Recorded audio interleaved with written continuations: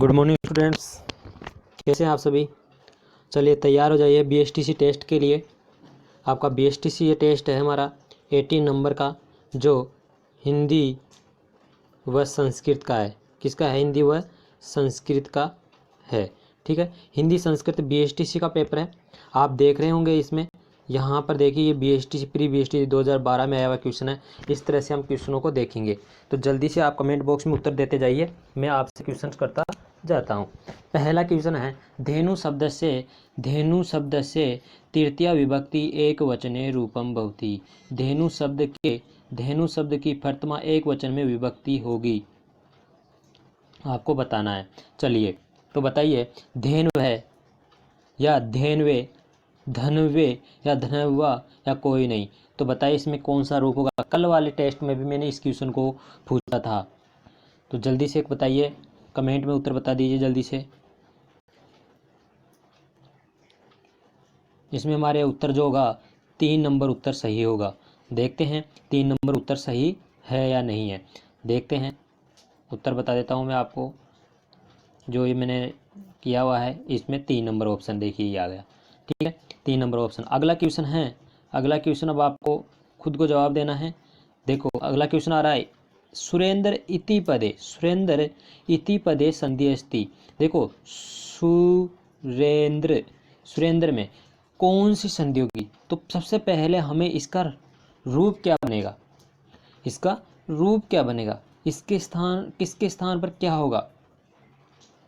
तो क्या इसका संधि विशेष सूर्य प्लस इंद्र होगा, हैं? सूर्य प्लस इंद्र होगा तो यहाँ ए आया, ए आ के बाद में ई आता है तो क्या ए हो जाता है। और वैसे भी मैं आपको बता रखा हूँ कि जहाँ पर एक मात्रा ऊपर दिख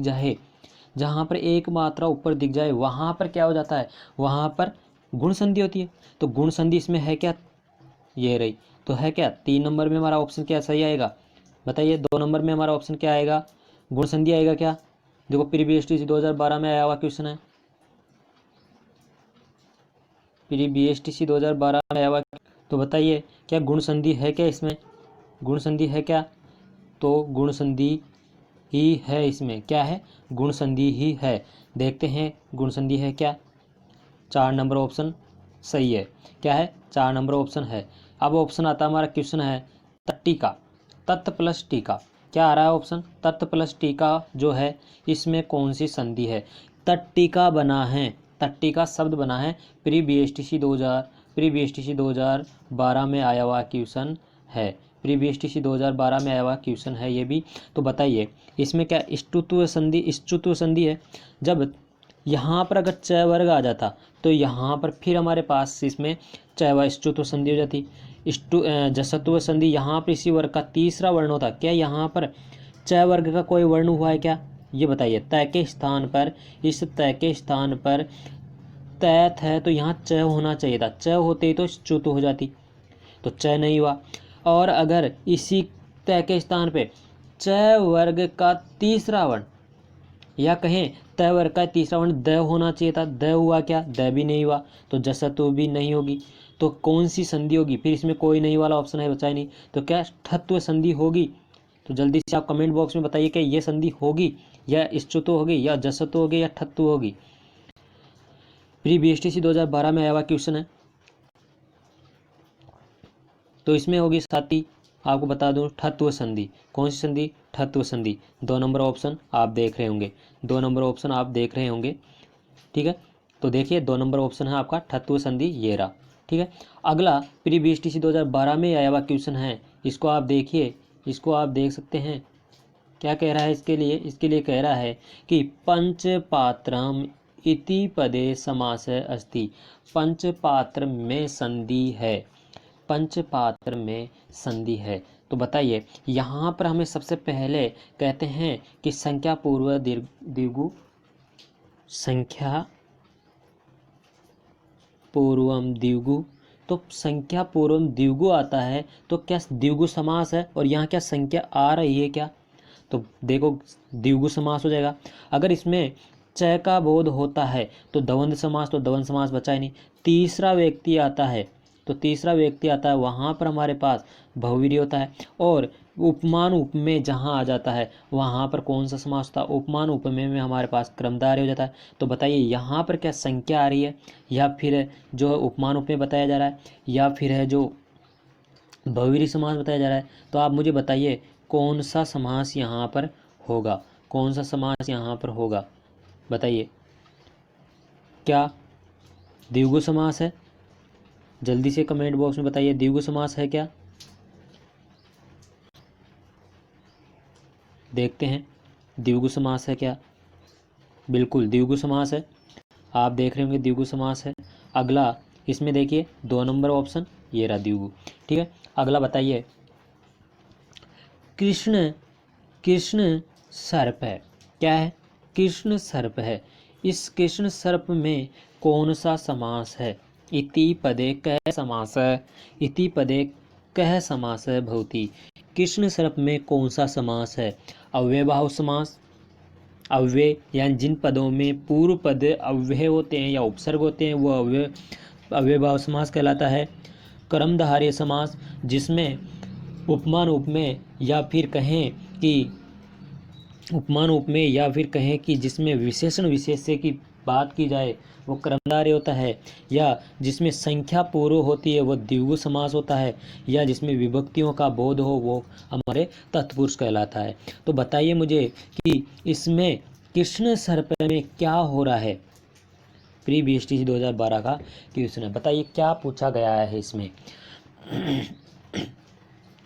देखो कृष्ण यानी कि काला, कृष्ण का मतलब क्या होता है? काला। सर्प है यानी क्या होता है? सर्प यानी सांप। सांप कैसा है? काला है। तो क्या यहाँ पर सांप की विशेषता आपको बताई गई है क्या? बिल्कुल बताई जा रही है। और विशेषता किसमें बताई जा रही है? क्रमधारय में। तो देखते हैं इसका उत्तर क्या क्रमधारय ही होगा? क्या इसका उत्तर क्रमधारय ही होगा? इसके बारे में हम देखते हैं, चलते हैं नीचे की ओर। तो 2 नंबर बिल्कुल क्रमधारय ही समास है। ठीक है, तो कौन सा समास है? क्रमधारय समास है। और अब हम आगे अगले क्वेश्चन की ओर चलते हैं। अगला क्वेश्चन है भू धातो लट लकारे, भू धातो लट लकारे रूपम भवति। भू धातु के लट लकार का रूप होगा, भू धातु लट लकार का रूप होगा। तो बताइए मुझे भू धातु लट लकार में कौन सा रूप होगा? भवसी, भवामी, भवती और भवामय। तो देखिए एक हमारे पास एक वचन आता है, एक द्विवचन आता है और एक बहुवचन आता है। इधर प्रथम पुरुष, मध्यम उत्तम पुरुष और मध्यम पुरुष होता है। तो यहाँ फटती, फटत, फटंती, फटसी, फटत, फटत, फटामी, फटाओ, फटामय। तो देखो यहाँ भू धातु उत्तम पुरुष, भू धातु का उत्तम पुरुष कहाँ है? ये रहा बीच नीचे नीचे वाला, क्योंकि प्रथम मध्यम और उत्तम, लास्ट वाला उत्तम है। और उत्तम में उसने पूछा बहुवचन कहाँ है, ये रहा। तो देखो भवामी, भवावे, भवामय। तो इसमें हमारा उत्तर क्या हो सकता है? आप मुझे कमेंट बॉक्स में बताइए उत्तर क्या होगा, उत्तर क्या होगा। क्या इसमें भवसी होगा? भवसी तो हमारे मध्यम पुरुष के एक वचन में आता है। भवामी उत्तम पुरुष के एक वचन में आता है। भवती जो प्रथम पुरुष है उसका एक वचन में आता है। तो ये है हमारा बहुवचन में आने वाला क्वेश्चन। देख लेते हैं क्या यही है क्या? 4 नंबर ऑप्शन बिल्कुल यही है। आगे चलते हैं, आगे चलते हैं क्वेश्चन नंबर अगले की ओर। तो अगला क्वेश्चन हमारा जो पूछा जा रहा है वो है क्या है, देखते हैं। सर्व शब्द यानी कि सर्व शब्द है, उसमें सर्वस्वी रूप जो बनता है, ये वाला रूप जो बन रहा है, ये रूप किस रूप में बनता है? BSTC 2012, एक तरह से ये 2012 का पेपर सोल्व करवा रहा हूँ। पूर्व पेपर गत वर्षों का पेपर आपको सोल्व करवा रहा हूँ मैं। ठीक है, आप ऐसा नहीं देखें कि ये क्या हो रहा है। तो इसमें देखिए सर्वस्वी में कौन सी विभक्ति का प्रयोग हुआ है? क्या चतुर्थी एक वचन है, या चतुर्थी वो प्रथमा एक वचन है, पंचमी एक वचन है, कोई नहीं। तो ये तो एक सा होगा, जब कोई एक ऑप्शन नहीं आएगा तब ये ऑप्शन होगा। लेकिन यह है एक वचन का, मतलब प्रथमा विभक्ति यहाँ वाला एक वचन का प्रूफ पूछा है, द्विवचन और बहुवचन का नहीं पूछा, क्योंकि उसका ज़्यादातर ईजी आता है, एक जैसा दिखाई देता है। लेकिन यहाँ वाला हमारे लिए थोड़ा कन्फ्यूजन वाला ऑप्शंस में आते हैं। तो बताइए कौन सा रूप होगा, जल्दी से कमेंट बॉक्स में बता दीजिए आप। ABCD 1 2 3 4 में से कौन सा उत्तर है जो आपका सही होगा? कौन सा उत्तर है जो आपका सही होगा?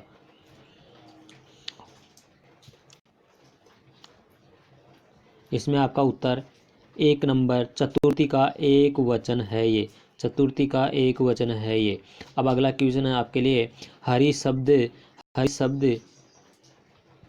हरि शब्द का पंचमी विभक्ति में एक वचन, पंचमी विभक्ति का एक वचन का रूप क्या बनेगा? तो देखो, हरई, हरऊ, हरि, हरे। कल के पेपर में ये भी क्वेश्चन था हमारे, तो जल्दी से मुझे बताइए कि कौन सा रूप बनेगा, कौन सा रूप हमारा बनेगा? क्या हरहे बनेगा, हरऊ बनेगा, हरिहे बनेगा या हरये बनेगा? तो बताइए जल्दी से कमेंट बॉक्स में आप उत्तर दीजिए कौन सा रूप बनेगा इसमें। BSTC 2012 का पेपर है, आपको बता दो इसमें उत्तर। जल्दी से कमेंट बॉक्स में उत्तर दीजिए, जल्दी जल्दी बताइए, जल्दी जल्दी ठोक दीजिए जल्दी से कमेंट अपना।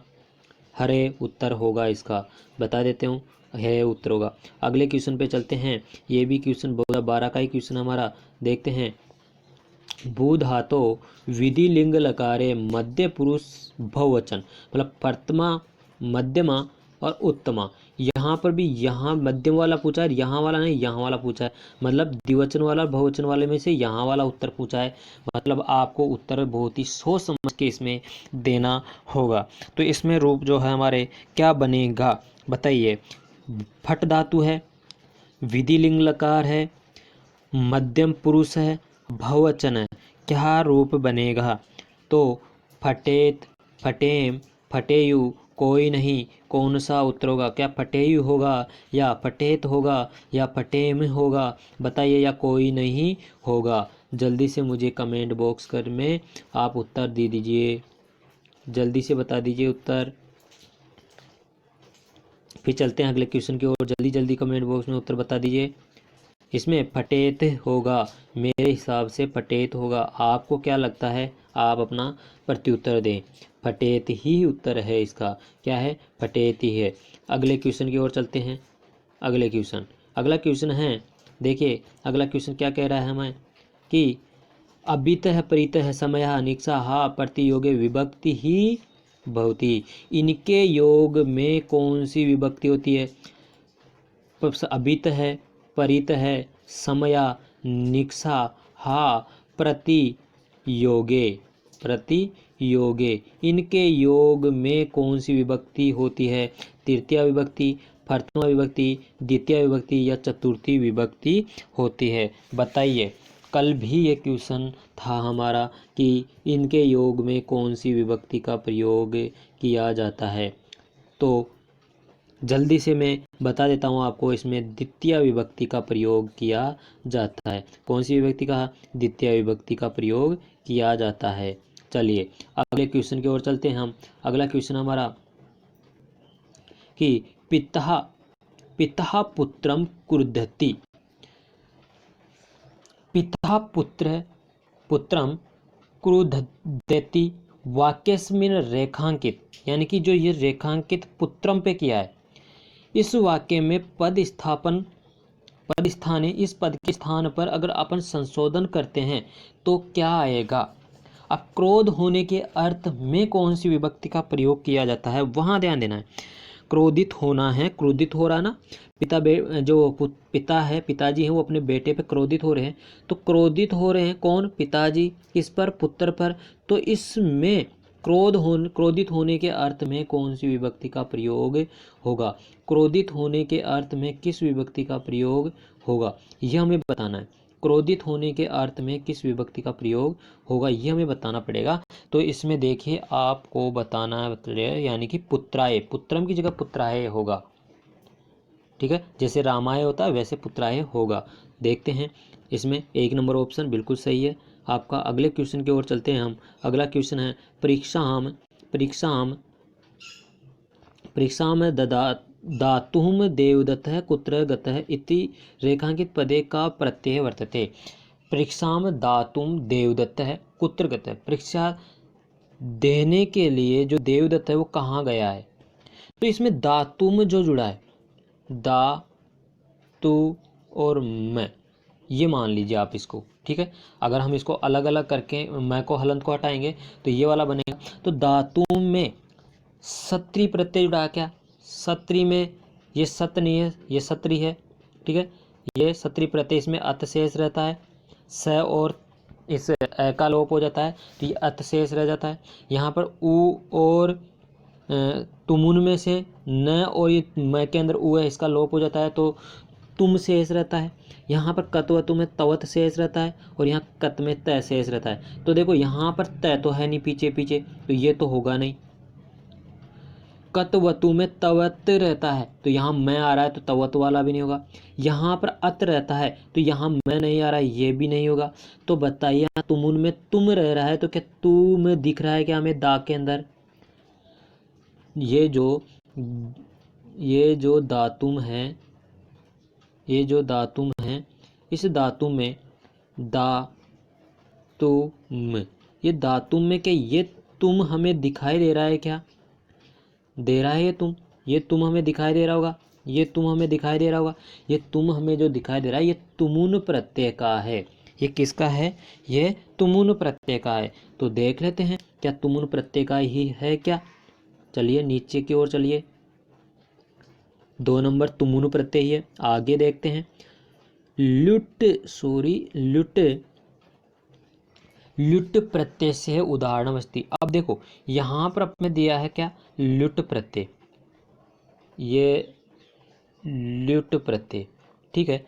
इस लुट प्रत्यय का उदाहरण है तो इसमें आपको बताना है कि लुट प्रत्यय का उदाहरण कौन सा है।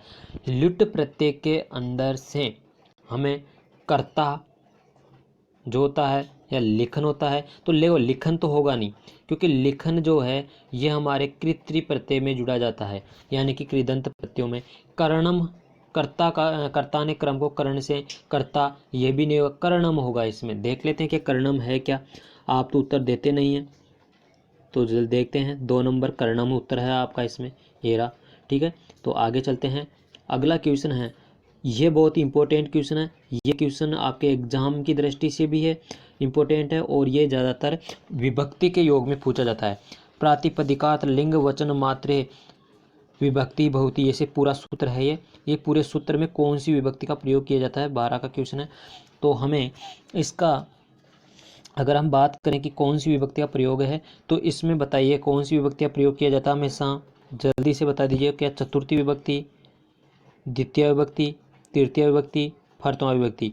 फर्तमा, द्वितीय, तृतीय, चतुर्थी, बताइए कौन सी विभक्ति का प्रयोग किया जाता है। जल्दी से कमेंट बॉक्स में बताइए कौन सी विभक्ति का प्रयोग किया जाता है। तो बताइए कौन सी विभक्ति का प्रयोग किया जाता है।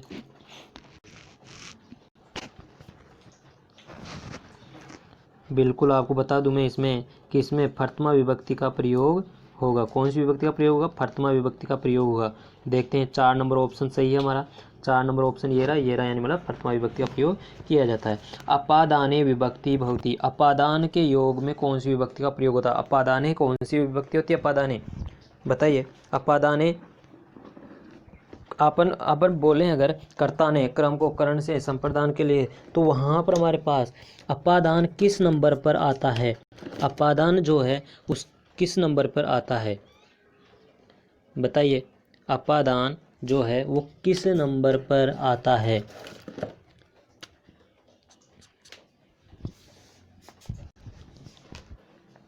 अपादाने पंचमी कहते भी ना, अपादाने पंचमी। चलिए देखते हैं अपादाने पंचमी क्या हमारा मतलब 1 नंबर ऑप्शन सही है क्या? अपादाने पंचमी 1 नंबर ऑप्शन सही है, यानी कि ये रहा 1 नंबर अपादाने पंचमी। अगले क्वेश्चन की ओर चलते हैं हम। साहित्य, संस्कृत साहित्य शब्द में समास है। संस्कृत साहित्य शब्द जो है उसमें समास कौन सा है? संस्कृत साहित्य बताइए। तत्पुरुष समास है क्या, या फिर द्विगु समास है, बहुव्रीहि समास है, या क्रमधारी है? देखो इसमें हमें देखना इस बात को है कि इसमें क्या पूछा क्या है। इसमें संस्कृत साहित्य, क्या इसमें कोई अन्य पद प्रदान है? अगर अन्य पद प्रदान होता तो बहुव्रीहि समास होता। अगर इसमें यहाँ पर संख्या पूर्वम होती तो द्विगु होता। यहाँ पर जो साहित्य है इसकी अगर विशेषता बताई गई होती है संस्कृत को, संस्कृत को अगर विशेषता के रूप में बताया गया होता तो ये हमारे पास क्या हो जाती, कर्मधारय हो जाती। लेकिन यहाँ तो साहित्य, संस्कृत साहित्य विभक्तियाँ प्रयोग में ली गई है, तो क्या यहाँ पर कौन सा विभक्ति हो सकती है, तत्पुरुष होगी। फिर तो हमें भी पता है कि तत्पुरुष होगी, ऐसे हो रहा है जब तो देखते हैं क्या तत्पुरुष है क्या। एक नंबर ऑप्शन आपका सही है, मतलब तत्पुरुष ही है, मतलब कि आपका ऑप्शन में क्या है, तत्पुरुष ही उत्तर होगा। अगले में चलते हैं, तव प्लस औदार्यम तवोदार्यम इति रूपम संधि किम नास्ति। किम नास्ति नहीं है ये, आप किम नास्ति समझ लो इसको, इसमें है नाम अस्ति, तो संधि का नाम बताना है, संधि का नाम बताना है, तब औदार्य में कौन सी संधि है। तो देखो यण है क्या, दीर्घ है क्या। देखो सीधा सीधा हमें अगर फॉर्मूले पे जाएं, कुछ बातें बता देता हूँ मैं आपको कि अगर यहाँ ए है यहाँ ओ है, तो ए प्लस ओ बराबर क्या होता है, क्या होता है, अव होता है। तो ये जो अव होता है ये किस संधि में होता है, देखो यण में तो ये व र ल होता है, दीर्घ में आ दीर्घ ई दीर्घ उ और री होता है।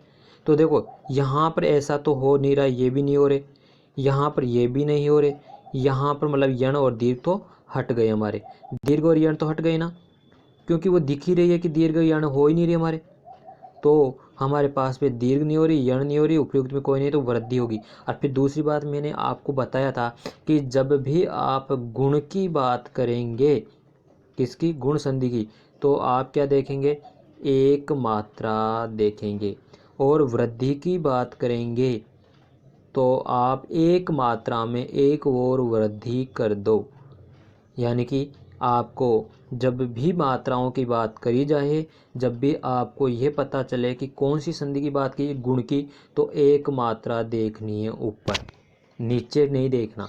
और जब भी वृद्धि की बात की जाए तो इसमें एक वृद्धि करते एक जोड़ते एक बढ़ गई, यानी वृद्धि संधि, इसमें भी एक जोड़ते एक बढ़ गई, मतलब वृद्धि संधि, ये आपको बताना होगा। तो इसमें कौन सी संधि हो रही है, हमारे वृद्धि संधि हो रही है। देखते हैं, 2 नंबर ऑप्शन बिल्कुल सही है। अब आता हमारे पास कि क्या है, थोड़ा सा फर्स्ट टाइम है इस तरह से, इसलिए थोड़ा सा कन्फ्यूजन में रहता है कि कितना लेना पड़ेगा, कितना क्या करना पड़ेगा, और ऊपर नीचे हो जाता है, कोई दिक्कत नहीं है।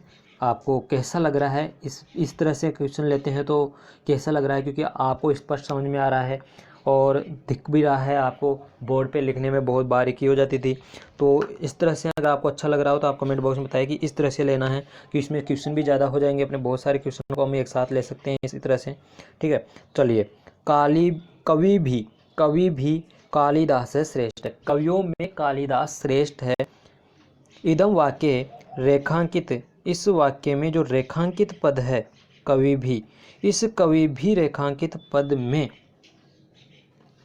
जो रेखांकित पद है कवि भी, इस कवि भी रेखांकित पद में जो रेखांकित के स्थान पर कौन सा उचित वाक्य संशोधन कर सकते हैं हम, कौन सा वाक्य है जिसको संशोधित कर सकते हैं हम। तो हमें देखना है क्या कवि भी होगा या कविसु होगा या फिर कविस्य होगा या कवय होगा। सबसे पहली बात हमें ये ध्यान देनी है कि जब किसी में से चुना जाए, बहुत सारे व्यक्ति हैं, बहुत सारे क्या नाम से जो छात्र हैं, उनमें से किसी एक को चुना जाए तो वहाँ पर षष्ठी सप्तमी का प्रयोग होता है। और बहुत सारों में चुन रहे मतलब बहुवचन होगा, बहुत सारों में चुन रहे मतलब बहुवचन होगा, तो षष्ठी और सप्तमी का रूप होगा। तो देखिए यहाँ पर ये कवि भी हमारे तृतीया चतुर्थी और पंचमी, उसमें चतुर्थी और तृतीया चतुर्थी में हमारे पास आता है कवि भी, जैसे राम भी आता है, कवि से ये चतुर्थी पंचमी में आता है, ले कवि है नहीं है, कवि सु ये षष्ठी बहुवचन में आता है, सप्तमी बहुवचन में आता है। जैसे रामाणाम आता है, रामेशु आता है, वैसे कविनाम कविसु आता है। तो ये हमारे पास षष्ठी बहुवचन, जब दो व्यक्तियों में से, आपको कुछ बता देता हूँ मैं इसमें, जब दो व्यक्ति है उनमें से चुन रहे हैं, या फिर दो से अधिक यानी 6-7 बहुत सारों में से चुन रहे हैं, तो वहां हमें ध्यान देना है कि किस विभक्ति का प्रयोग किया जाएगा। देखो यहाँ पर हमारे पास 2 नंबर कविसु आया है, कविसु हमारा सही उत्तर था। ठीक है, आगे चलते हैं। अब आपको उत्तर देना है।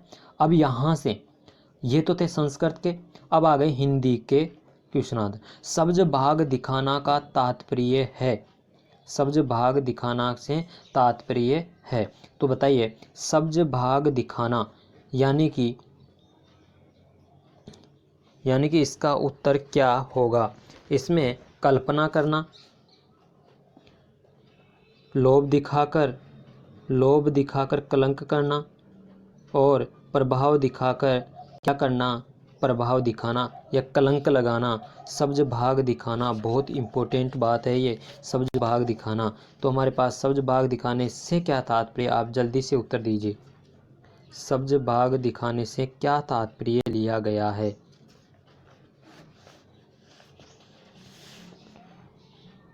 बताइए।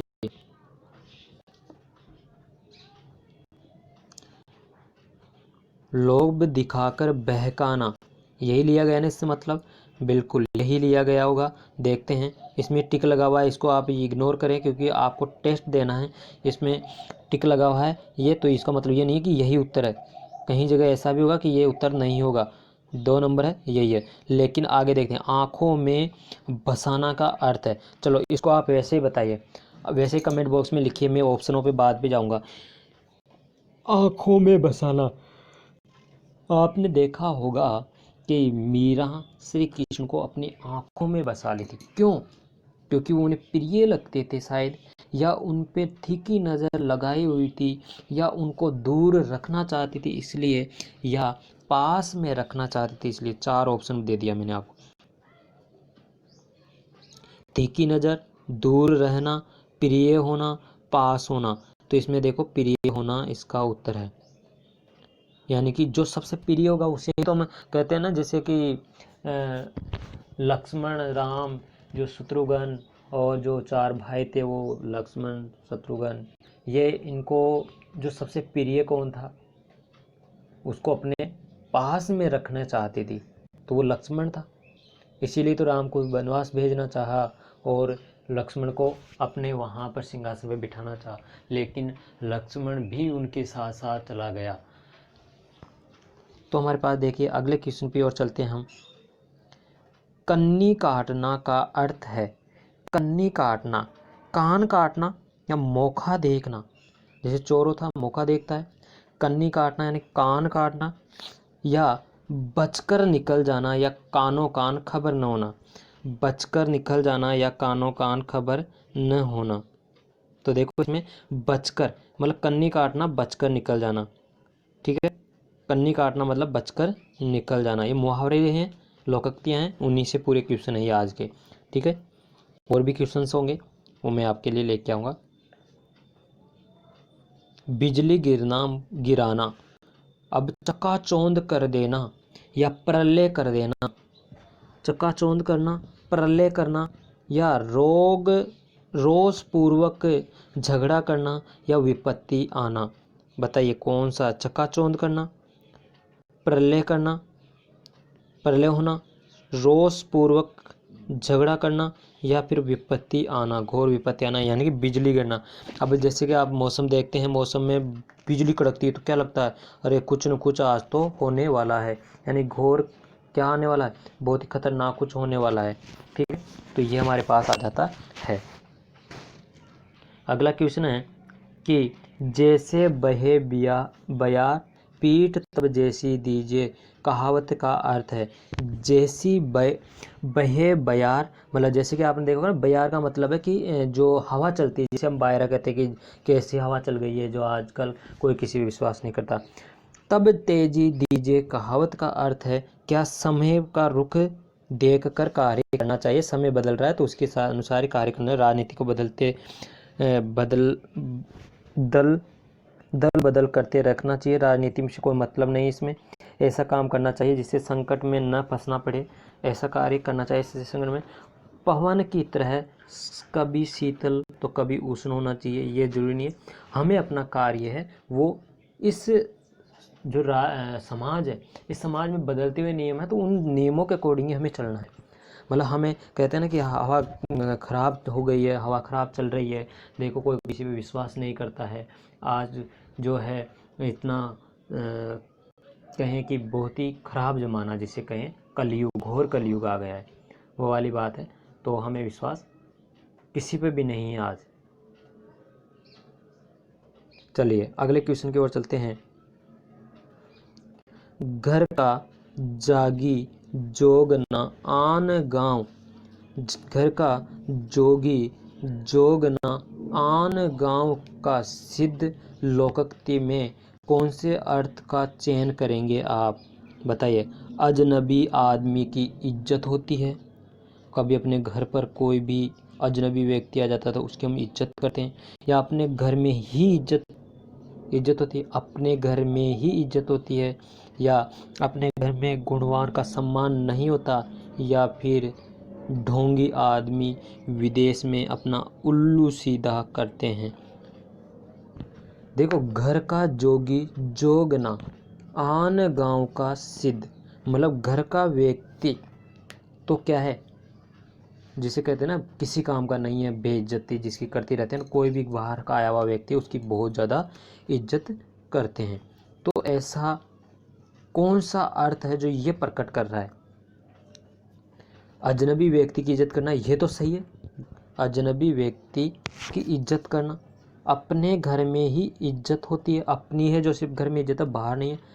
और अपने घर में गुणवान का सम्मान नहीं होता, मतलब अपना घर का व्यक्ति है, घर का जोगी मतलब अपने घर का व्यक्ति, और जोगना आन सिद्ध यानी कि कोई बाहर से आया हुआ जोगी उसका सम्मान हो रहा है, लेकिन अपने घर में अपना जो गुणों हैं उनका कोई नहीं सम्मान नहीं हो रहा है। या ढोंगी आदमी विदेश में उल्लू सीधा करता है। बताइए, A option, B option, C option, 4 option यानी डी ऑप्शन, कौन सा ऑप्शन सही है? कमेंट बॉक्स में जल्दी से मुझे ये बता दीजिए कौन सा ऑप्शन सही है। ओके, चलिए, यह हमारा जो ऑप्शन नंबर जाएगा 3 नंबर, मतलब अपना जो व्यक्ति है, कोई भी व्यक्ति है, वो अपने घर में गुणवान का कभी सम्मान नहीं होता। और ये बात फैक्ट है कि जो व्यक्ति अपने घर में ही रहता है, अरे ये तो क्या है, रोज़ हमारे यहीं रहता है, और दूसरा कोई अरे यार ये व्यक्ति, ये तो वही है ना जो क्रिकेट खेलता है, या वो खिलाड़ी है, या फलाना है, डीगरा, पता नहीं क्या क्या, उसके पीछे एक दीवानगी की तरफ पीछे पड़ जाते हैं। अरे उसमें जो गुण है हमारे पीछे भी, हमारे अंदर भी है, हम बस ये है कि दिखाते नहीं है ना। ईद का चांद ना मुहावरे काटते, ये तो बहुत ही अच्छा है। ये तो का उत्तर तो आप ऐसे दे देंगे कि किसी को कोई ज़रूरत ही नहीं है, तुरंत दे देंगे ना। तो बताइए क्या उत्तर है इसका? ईद का चांद होना, सुंदर होना। क्या ईद का चांद सुंदर होता है? क्या शालीन होता है? क्या विनम्र होता है? बताइए, सुंदर, विनम्र, शालीन, कम दिखाई देना, कौन सा उत्तर है जो इसका सही होगा? जल्दी से कमेंट बॉक्स में बताइए। तो बता देता हूँ मैं आपको, इसका जो उत्तर होगा हमारा कम दिखाई देना। कहते ना, अरे आजकल तो तू दिखाई नहीं देता, अरे ईद का चांद ही हो गया है, हैं? ईद का चांद कभी कभी दिखाई देता है, उस तरह से। 4 नंबर ऑप्शन। घर की मुर्गी दाल बराबर, इस लोकोक्ति है, उसका अर्थ क्या है? ये लो, मैं ले आया हूँ आपके लिए। अब इसमें आपको सिर्फ ऑप्शन दिख रहे हैं। घर की मुर्गी, घर की वस्तु का लोग महत्व नहीं समझते हैं। घर की जो भी वस्तु होती है, वही आदमी, वही बात है अभी जो कि कोई बाहर का आया हुआ व्यक्ति है उसको तो बहुत सम्मान दे रहे हैं, बहुत उसके पीछे दीवानगी की तरह लगे हुए हैं, और घर का व्यक्ति में कितने भी गुण हो लेकिन उसका कोई सम्मान नहीं कर रहे, कोई महत्व ही नहीं दे रहे। तो ये वाली बात भी यहाँ लागू होती है। घर की वस्तु बहुत ही ज़्यादा मूल्यवान होती है। घर की कोई वस्तु है हमारे पास, वो मूल्यवान होती है, कोई व्यक्ति के गुण हैं उनको मूल्यवान। घर की नई वस्तु की कीमत नहीं होती, नई वस्तु कोई भी है उसकी कोई कीमत नहीं होती। तो ये तो 4 नंबर तो इसका होगा नहीं, कोई नहीं ऐसा। तो अब इनमें से 3 में बचे, तो घर की नई वस्तु की कीमत, ऐसा हो सकता है कि कोई नई वस्तु हम लेके आए, वो हमें 1 लाख की कोई चीज़ लेके आए हैं, ठीक है, और उसकी कह रहे हैं कि इसकी घर में आने के बाद कोई वैल्यू नहीं, क्यों नहीं है? क्या उसे बेचेंगे तो किसी उसकी वैल्यू नहीं होगी? तो ये भी नहीं होगा। अब घर की वस्तु बहुमूल्य होती है, ये बात तो सही है, कि घर की वस्तु है वो बहुत मूल्य, हमारे पास जो भी है वो फैक्ट है, बहुत अच्छी है, उस मूल्यवान है। लेकिन उस मूल्यवान वस्तु के अगर महत्व को ही नहीं समझे तो वह है मुर्गी दाल बराबर। बाहर जा कर के तो बहुत अच्छे अच्छे को बहुत कुछ करेंगे, लेकिन घर में उसका कोई महत्व ही नहीं है। तो हमारे इसका ऑप्शन आएगा 1 नंबर ऑप्शन। कौन सा ऑप्शन जाएगा? 1 नंबर ऑप्शन सही जाएगा। 1 नंबर ऑप्शन पे चलेंगे। चलिए देखते हैं 1 नंबर ऑप्शन। इसका ऑप्शन आंसर नहीं दिया हुआ, वैसे इसका 1 नंबर ऑप्शन है कि घर का जो व्यक्ति होता है, घर की कोई भी वस्तु होती है, उसका कोई महत्व ही नहीं समझते हैं, ये इसका उत्तर है। चलिए अब आता हमारे पास 2009 का एक क्वेश्चन है प्री BSTC का। एक ही लकड़ी से हाँकना, जानबूझकर दुख देना, या फिर सबसे एक जैसा व्यवहार करना, निर्दोष पर दोष लगाना, या समान दृष्टि से देखना। देखो, एक लकड़ी से हाँकना, क्या उसे वो डंडे मार रहा है तब तो जानबूझकर दुख दे रहा है, या फिर एक जैसा, एक ही सभी को एक समान व्यवहार कर रहा है, या एक समान दृष्टि से देख रहा है। ये दोनों एक जैसे हैं, ये वाला और ये वाला एक जैसे हैं। निर्दोष पे दोष लगाना मतलब जबरदस्ती उसे दुख देना, मतलब दोष लगा रहा है। तो ये तो हमारा देखो इसमें क्या है कि दो तो कट जाएंगे, एक तो जानबूझकर दोष लगाना, एक निर्दोष पे दोष लगाना या दुख देना, ये दोनों एक समान है और ये दोनों ही उत्तर नहीं है। तो हमारे पास क्या होगा फिर? हमारे पास जो है एक समान दृष्टि से देखना और यह एक जैसा व्यवहार करना। तो समान दृष्टि से देखना भी नहीं है, इसका उत्तर है एक जैसा व्यवहार करना। क्या है? एक जैसा व्यवहार करना, 2 नंबर उत्तर है। ठीक है, अगला क्वेश्चन हमारे पास कि ये 2 नंबर उत्तर है। आसमान सिर पर उठाना, आसमान सिर पर उठाना, बहुत शोर करना, बहुत अभिमान करना, या फिर खरी खरी सुनाना, बहुत परिश्रम करना। देखो, परिश्रम करना आसमान सिर पे उठाना नहीं है। क्या तगारी सिर पे उठा के परिश्रम कर रहा है तो कैसा कह सकते हैं कि वो बहुत परिश्रम कर रहा है? या बहुत अभिमान करना, ये तो एक घमंड वाली बात हो गई। खरी खरी सुनाना, खरी खरी सुनाते हैं तो सिर्फ जो बात होती है वही बातें कह करके सुनाते हैं। लेकिन यहाँ है कि कोई भी बच्चा क्लासों में शोर कर रहे थे, टीचर जाके कहते हैं क्यों आसमान बहुत शोर कर रहे हो, क्यों आसमान सिर पे क्यों उठा रहे हो, यानी बहुत ज़्यादा आवाज़ करना इसका उत्तर हो जाएगा। ठीक है, देखते हैं। बहुत शोर करना बिल्कुल सही है। चादर के बाहर पैर पसारना 2009 का प्रश्न है। चादर के बाहर पैर पसारना मतलब आपकी जितनी कहे ना कि व्यक्ति की जितनी औकात हो उतनी ही बात करनी चाहिए, वो वाली बात है कि जितनी हमारे पास हैसियत हो उतना ही बड़ा कार्य करना चाहिए, ज़्यादा बड़ा कार्य नहीं करना चाहिए। मतलब सेकी घबराना, भगराना, सेकी भगारना, अत्यधिक वे करना, खूब वे करना, वो कमाना, या वे से। देखो ये दो तो होगा नहीं, क्योंकि यहाँ पर कह रहा है चादर के बाहर पैर पसारना, मतलब हमारे पास जितना हो उतना ही हमें खर्च करना चाहिए, या तो अत्यधिक खर्च करना। यहाँ खर्च तो किया जा रहा है लेकिन बहुत ज़्यादा किया जा रहा है। लेकिन ये भी हो सकता है कि वो जो खर्च कर रहा है, अगर मान लीजिए 1000 रुपये कमा रहा है और वो 800 कर रहा है, 800 कम है क्या खर्च, लेकिन फिर भी उसके पास 200 रुपये बच रहे हैं ना।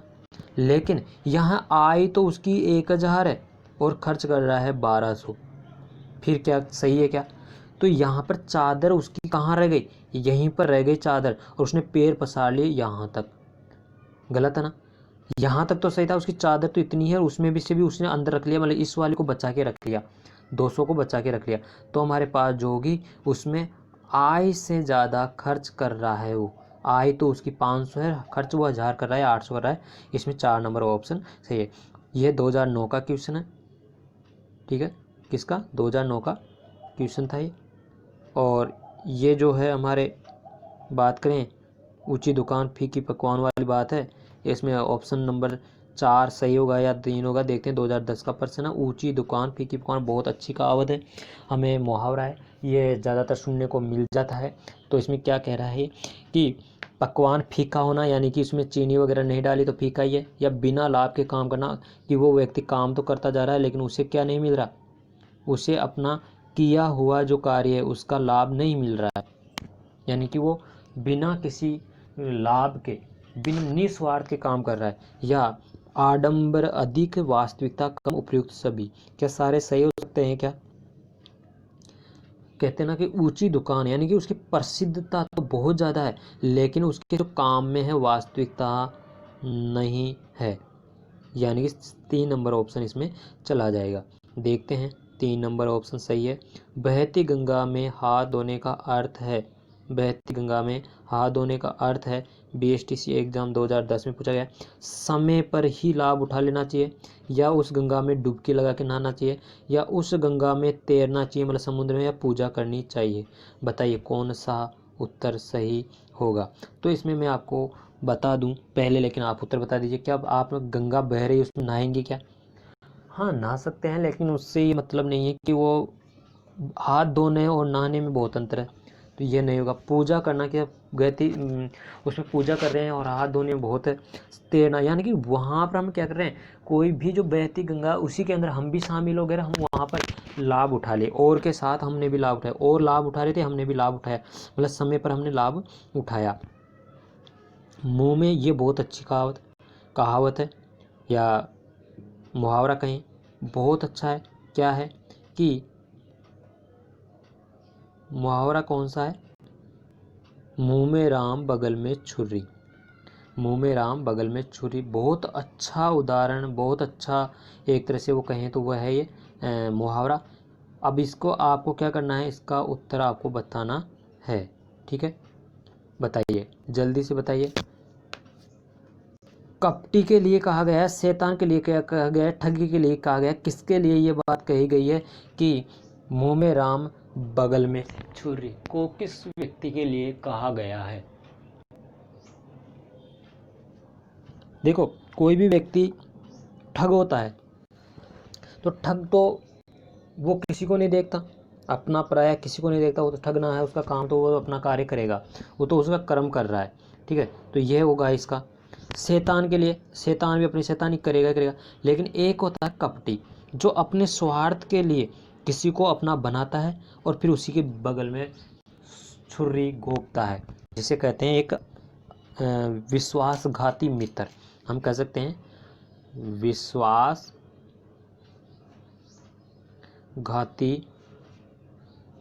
मित्र, ऐसा मित्र जो विश्वासघात करता हो, ठीक है? तो इसमें हमारे पास क्या उत्तर आ जाएगा? इसमें उत्तर आ जाएगा कपटी व्यक्ति, ठीक है? देखते हैं 1 नंबर। अब लास्ट और फाइनल क्वेश्चन हमारे पास जो है कि गज भर की छाती होना, तेरी, ये तो बहुत ही खतरनाक 2011 का क्वेश्चन है। गज भर की हाथी होना मतलब कोई व्यक्ति है, उसकी छाती, जो हम कहते हैं ना कि आपका प्लॉट कितने गज का है, 100 गज का, तो उसमें से 1 गज आप देख लीजिए कितनी फिट का होता है, 3 फिट का लगभग 1 गज होता है, 3 बाय 3 का। तो इतनी गज की छाती होना, तो इससे मतलब है कि गौरव से भरा हुआ है उसका, जो पूरा पूरा जीवन ही उसका गौरव भरा है, इसलिए कहेंगे कि छाती जो है गज भर की है। या प्रिय वस्तु है, या फिर कहें पीछे पड़ जाना, जैसे कि कोई कुत्ता पीछे पड़ गया, कोई शेर पीछे पड़ गया, तो किसी के पीछे पड़ जाना है, दृढ़ निश्चय करना, या फिर उसकी छाती ऐसी कि वो निश्चय कर लेता है। तो ज़्यादातर का ऑप्शन इस पे जाएगा, दृढ़ निश्चय कर लेने पर, ठीक है? पीछे पड़ जाना प्रिय वस्तु पर नहीं जाएगा, या फिर गौरव से भरा हुआ। कहेंगे हम सीधा यही कहेंगे कि उसका जीवन है वो गौरव से भरा हुआ है, उसका जीवन गौरव से भरा हुआ है, ये इसका उत्तर हो जाएगा। तो देख लेते हैं 1 नंबर, गौरव से उसका जीवन क्या है, गौरव से भरा हुआ है। तो ये था हमारे पास लगभग 30 से 35 क्वेश्चन, क्योंकि मैंने इनमें क्रमांक नहीं डला हुआ था, लेकिन ये लगभग 35 क्वेश्चन है जो मैं प्रतिदिन बोर्ड पर लिखवा करके जो आपको टेस्ट लेता था, उसमें लगभग मैं ज़्यादा से ज़्यादा 15 मिनिमम 15 और मैक्सिमम इतने क्वेश्चन ही करवा पाता था। अब देखिए आप, अगर मैं 15 से देखूँ तो 15 क्वेश्चन एक्स्ट्रा हो चुके, अगर 20 करोड़ से देखूँ तो भी 15 क्वेश्चन, यानी कि इस तरह से क्वेश्चन करवाने से 15 क्वेश्चन एक्स्ट्रा हुए हैं, यानी कि आपकी प्रैक्टिस बहुत अच्छी हुई है। और अब देखना, मैं और अच्छी तरीके से आपका दूसरा टेस्ट लेकर के आने वाला हूँ, जिसमें जो शाम को होने वाला है, उस टेस्ट में क्या करने वाला हूँ, उसमें मैं करने वाला हूँ कि उसमें रीजनिंग, मैथ सब कुछ होने वाली है। उसमें आपके रीजनिंग भी होगी, मैथ भी होगी, ओ सॉरी जो भी आपके पेपर है ना, ये एक तरह से जिसमें रीजनिंग भी है, मैथ भी है, साइकोलॉजी भी है, और मतलब यानी कि शिक्षण विधियाँ, मेथड सारा है। ये सारे के सारे मैं आपको इसमें लेकर आने वाला हूँ, ठीक है। यानी कि सभी के क्वेश्चन मिक्स होंगे उसमें, और लगभग उसमें जो है आपको क्वेश्चन होंगे वो 50 क्वेश्चन का पेपर लेके आऊँगा। 150% तो आपके पूरे होंगे, ठीक है। तो 150 में से 50% का पेपर मैं आपके लिए लेके आ रहा हूँ, जो आपके लिए बहुत ही फायदेमंद होगा। इसमें से 50%, लेकिन आपको उत्तर जल्दी जल्दी देना पड़ेगा उसके लिए, क्योंकि जल्दी जल्दी उत्तर दोगे तभी तो मैं आपको पूरा करवा पाऊँगा। तो जब तक जय हिंद जय भारत।